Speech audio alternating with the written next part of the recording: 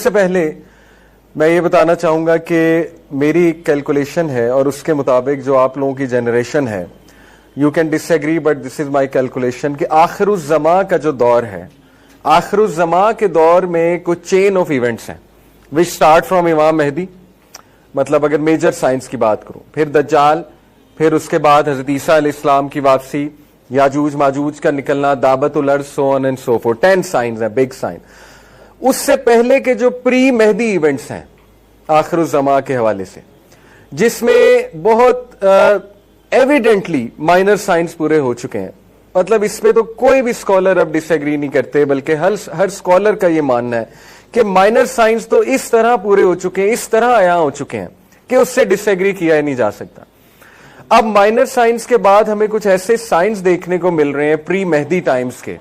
جو کلیئرلی حدیث میں مینشنڈ ہے، جیسے جیروسلم میں آبادی، کس کی آبادی؟ جوئش سیٹلمنٹ دوبارہ سے۔ اسی طرح مدینہ کی ویرانگی، یہ صحیح حدیث ہے، علامہ البانی نے اس حدیث کو صحیح کہا ہے، صحیح الجامع میں حدیث ہے کہ جیروسلم کی آبادی مدینہ کی ویرانگی ہوگی۔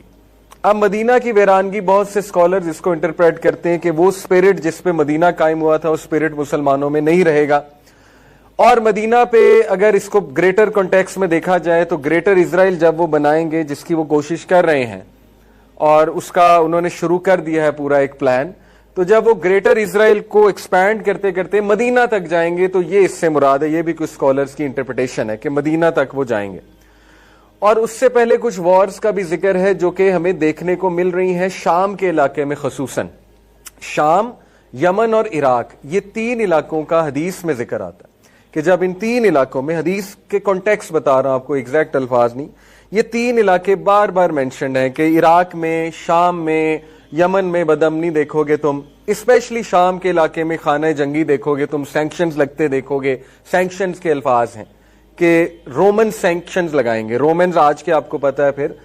جو ویسٹرن پاورز ہیں، نیٹو بھی کہہ سکتے ہیں جسے، وہ سینکشنز لگائے ہوئے ہیں ان علاقوں پہ۔ تو بہت زیادہ عیاں ہیں یہ پری مہدی ٹائمز کے جو سائنز ہیں وہ بھی۔ تو میری کیلکولیشن کے مطابق آپ کی جو جنریشن ہے وہ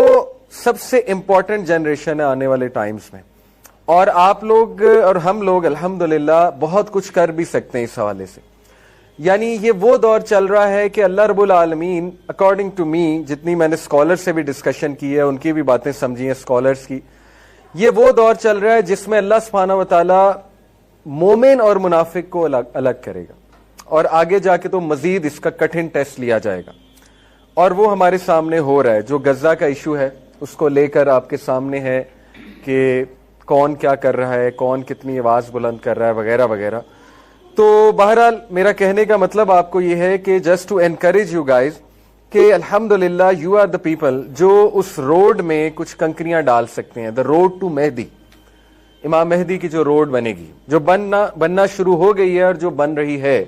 اس میں آپ بہت کچھ ان پٹ انشاءاللہ تعالیٰ دے سکتے ہیں۔ آگے کا جو دور ہے وہ بہت کٹھن آنے والا ہے، اور پناہ مانگنی چاہیے، آسانی مانگنی چاہیے۔ پری مہدی ٹائمز میں وارز بھی ہیں، اور وہ بہت بگ وارز ہیں، اور اس میں خصوصاً عربز کا ذکر آتا ہے کہ بہت مار پڑنے والی ہے، عربز کو بہت مار پڑنے والی، جو کہ ہم دیکھ رہے ہیں، اللہ معاف کرے۔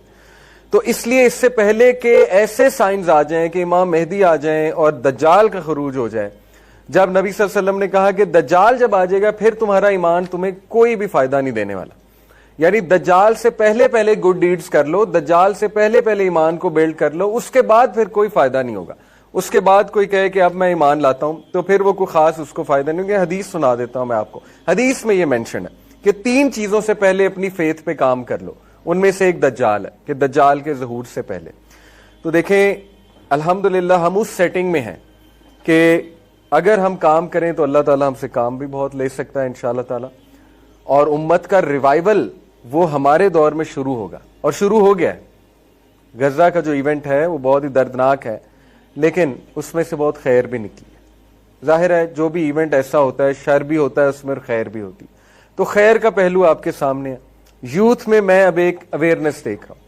یوتھ میں ایک شوق دیکھ رہا ہوں دین اسلام کو سمجھنے کا، یوتھ میں امہ کا کنسپٹ ریوائیو ہوتے دیکھ رہا ہوں،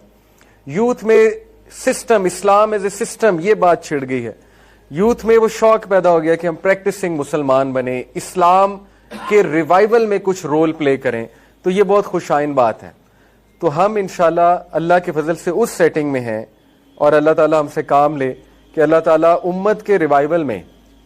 انشاءاللہ تعالی ہمیں انکلوڈ بھی کرے اور اس حوالے سے ہم رول